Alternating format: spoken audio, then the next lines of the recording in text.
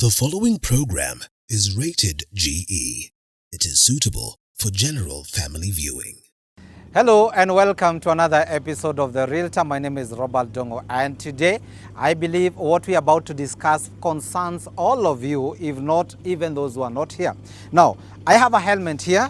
First of all, I'm going to have it on my head because it's all about safety, environment and health. All health, safety and environment. We shall be having this discussion with an expert who is sensitizing the general public, especially when it comes to construction sites and your workplace. Join me as you know more about your health, your safety and your environment.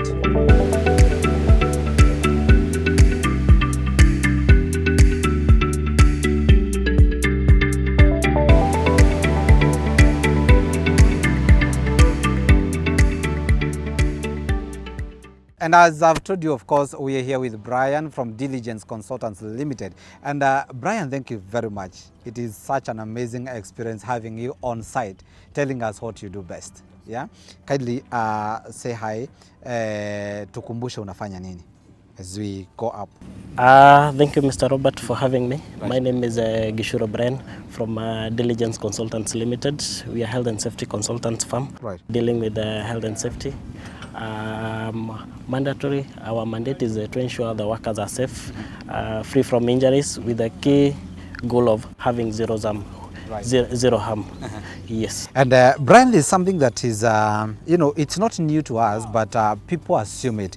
What do we call safety, especially when it comes to construction sites? Safety and health deals with the worker safety to ensure that workers do not sustain injuries, illness at work. And these are expanded by having zero harm goal to ensure that each worker goes home safe. Right. And maybe you can tell us, is it a requirement from the authorities, from the government, or it's just a willing buyer, willing seller thing? No. Okay.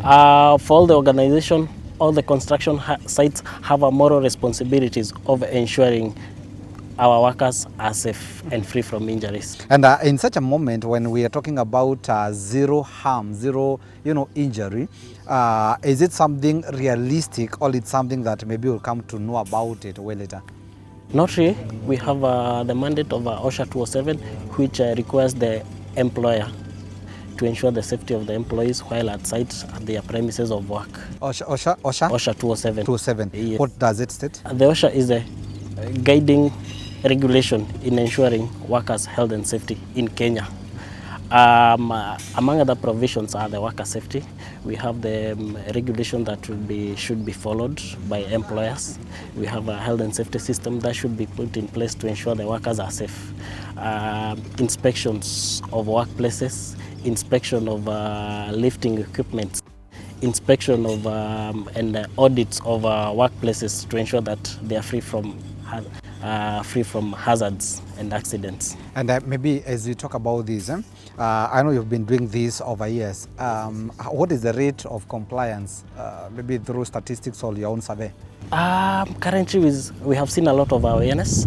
I think notably is we have annually, maybe unknown to many, we have an annual Occupational Health and Safety Day, what we call World Safety Day, every April 28th.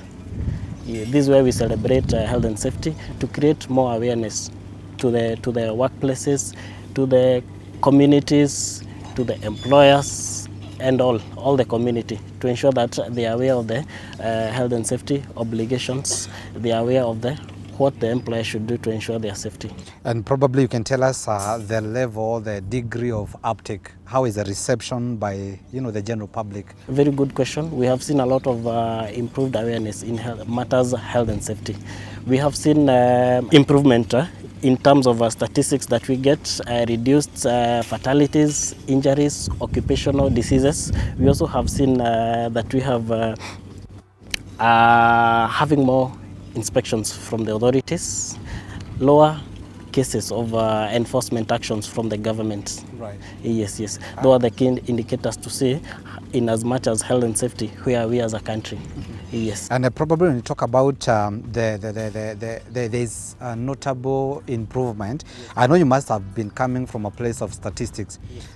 Maybe you can tell us, how has it been? What is the latest, maybe going back years, like 3 years, what was the rate of fatalities in as far as, in as much as what you're talking about is concerned? I can tell you, Bwana Robert, we have very grave statistics on workers' safety. For example, quoting in ILO, that is the International Organization, Labor Organization, ILO, which Kenya is a member. In 2020, they estimated that we have 2.3 million deaths annually. 2.3 million, which our viewers translates to 6,000 lives lost on a daily basis. So if we were to stick by that statistics, that simply means today 6 people die. Exactly. Out of this. That is the situation. And are we talking about fatalities coming from the construction sites and all these? Or we're talking about inclusive of collapsing buildings and all this? No. That's cut across all the industry. We have the construction sites, we have the industries, power plants, all those cutting across. Oh, the factories, any fatalities coming from a place of work? Yes. All right. Yes, notably construction sites, they are very hazardous in that much of the statistics from there have occurred from construction sites. Yes, because of the poor uptake of health and safety procedures and management systems. And probably, Bwana Brian, maybe you can tell us, is the government doing enough, or it requires people like you diligence now to come in and supplement what the government is offering in terms of sensitization and also implementation of the same? Okay, first I think on the government side we have seen a lot of improvement. One, we have recently they hired occupational health and safety inspectors. These are the ones who come to enforce health and safety violations at the work sites, workplaces. We've also seen additional health and safety advisors. These are experts in the field who will assist in compliance. We have seen each and every year they approve new advisors to come and assist in matters health and safety. So I think from a government perspective, although there's much to be done, we have seen year by year improvements in areas of, but notably we need more resources in health and safety. We need more unity. We need more rapport from all government institutions, from the government, from the employers, industries, overall industry, to ensure that we achieve the zero harm objective. Okay. And now probably talking about that kind of thing, is there anywhere that you come and converge as a government and private sector and of course push the agenda together? Yes. Notably, I said we have a health and safety day each and every year in April. This is where we merge from the expert sides, service providers, we have the government, and much more the regulator, which for us is the Directorate of Occupational Health and Safety. We merge together and discuss the health and safety situation in the country. We see the programs that will implement. We have also seen a lot of rapport in that the government comes engage advisors in base studies, surveys, to ensure that we ensure that we improve the health and safety awareness among the public, among the industries. It comes a time, Brian, when you have offered all these, be it government, be it private sector, but you get to a place where people just assume, I don't want to say why, because I don't know, but you find maybe in a construction site like this, or in a factory, in a workplace somewhere, you have provided everything, but people are still reckless about the same. Do you have such cases emerging, or rather fatalities emerging from such cases? Yes. There's what we call ignorance. This way you provide procedures, you provide all the relevant protective clothing, but again the workers are hesitant to use them in that they feel that they don't need them. That's adding to the burden of doing the job. For example, assuming you have a helmet, you'll say that it's very hot today, you cannot use the helmet. Suppose in the next few minutes, now an object falls from height and injures your head. So I think we've seen a lot of challenges with an uptick for the workers. But what we say is that the employer should not give up. This is where now we comes in to training, something we call health and safety culture. So the culture is cultivated to the employees that they know this for my own benefit. If I'm given the respirator, the dust mask, to use it, this for my own benefit. Yes. Otherwise, we don't have, again, enforcement from the employer side in that you don't wear this PPE, you have to go home and all that. We should inculcate, grow the health and safety culture. Right. Now, I believe you there. We're talking about 6,000 people dying every day because of maybe negligence or even accidents, but all together coming from lack of safety, enough safety measures in our workplaces, be it construction, factories, whatever it is, and even hotels. And all these are by their bans, all these sort of accidents. And that's why today we have Brian from Diligence. He is explaining to us in depth what we need to put to perspective when it comes to safety and health, because out of this we are able to save 2-point-something million people annually across the globe. So if you're there and you related to such cases, please help someone get out of it, because I believe we can always extend this humanitarian attitude across the globe. Brian, thank you very much. If you want to get all this in one package, don't go away, because Brian is not going anywhere. He'll be here to take us further, explaining and telling us how we can be able to adopt all these. And of course, it may take time, but it is very important for you and your people in your workplace. Thank you so much for keeping it the Realtor. Don't go away.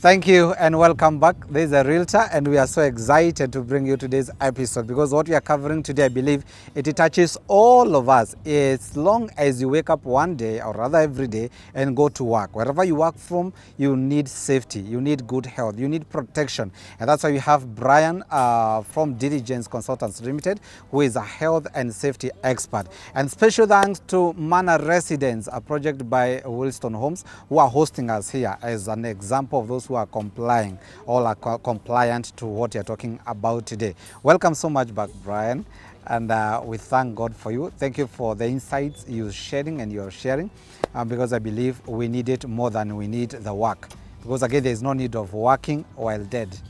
Karibu sana. Take us to sensitization, because I believe majority are out there, but they have zero idea about safety and health. What do you do as Diligence? As Diligence, as I said earlier, we are health and safety service provider. We provide health and safety audits, health and safety trainings. We also provide fire safety audits, fire safety trainings, health and safety inspections. We also have a specialized training like work at heights,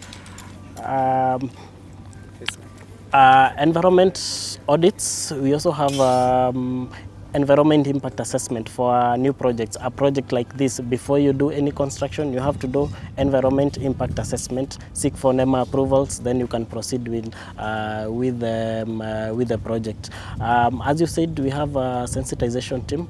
We go to workplaces, we go to seminars, to professional network groups to preach the good gospel about health and safety and environment. And a very good aspect here, Brian, and I want to, maybe you tell us about this. At what point, we have such a site, a construction site, this is Manor Residence. Now, when you're talking about such, at what point do you come in? All right. I think it's mandatory under the OSHA regulations for any construction site should have a construction, should be registered by DOSHA, that is the Directorate of Occupational Health and Safety. Again, should have a health and safety officer. Under their mandate, they should cause health and safety audits to be done each and every year. So this is where we come in, where we are contracted by the developer, come and assist us in health and safety audit, identify the gaps in accordance with the OSHA 207 regulation requirements. Having said that, does it happen, especially in Kenyan context? Normally, I'd say not all workplaces, construction site conduct health and safety audits, in that some a bit of ignorance. We also have some quoting about financial challenges, but again we say worker safety, and worker safety should not be ignored. Again, you've talked about the statistics on health and safety injuries, fatalities. Again, this cannot be forsaken. When we see we compare the financial cost attached with the health and safety. Again, you'll see the health and safety audits are very important aspects. Yes. All right. And maybe there are those people who, or rather developers, contractors, who realize along the way we missed on this point. How are you able to come and rectify the mess and correct the whole process and save them? All right, that's a very good question. Where we feel that, for example, last year you didn't do health and safety audits, you can contact diligence team. Any other licensed advisors, practicing advisors, to come and do health and safety audits. Again, remember, when you don't do them, there's enforcement by Directorate of Occupational Health and Safety. Again, if you didn't do and you have shown compliance, it's acceptable. You can comply and do the audits and commit to implement the findings from the audits. I have seen many instances, Brian, where it is until an incident or an accident happens, then there is implementation of this, come here, go there. How should we avoid this?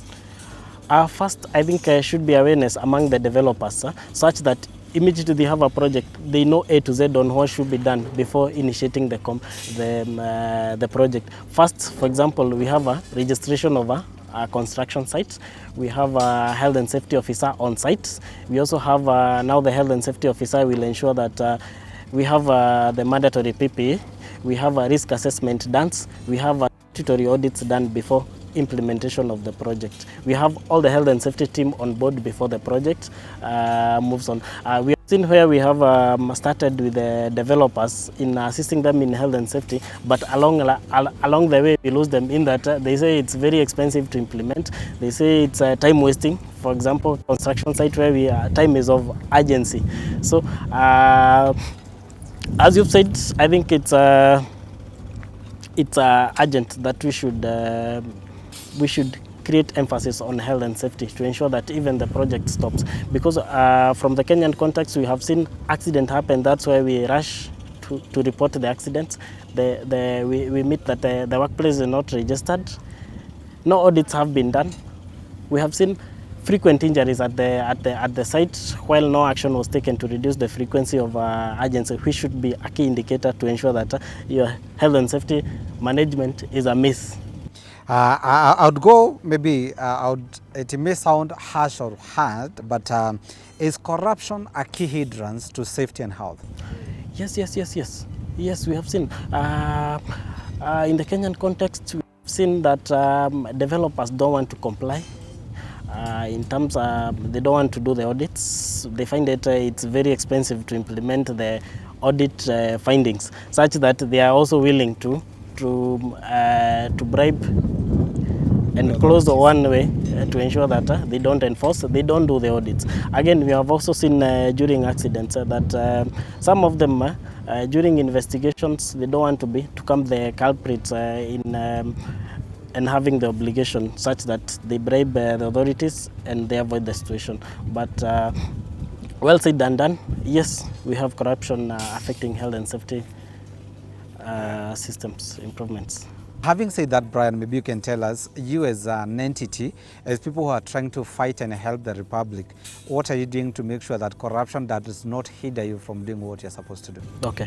One, we are creating awareness to the developers, to the workplaces, to ensure that they know what should be done, such that to avoid doing the health and safety, they know these are requirements from OSHA 207. These are requirements. Conduct health and safety audits, should be done by an approved person, and after that submit the report to OSHA. We have again on reporting of incidents, such that this is an area that is a gray area, reporting of incidents, accidents happening at the workplaces, to ensure that there is no enforcement, because once again enforcement actions from the authorities attract a lot of corruption issues in that.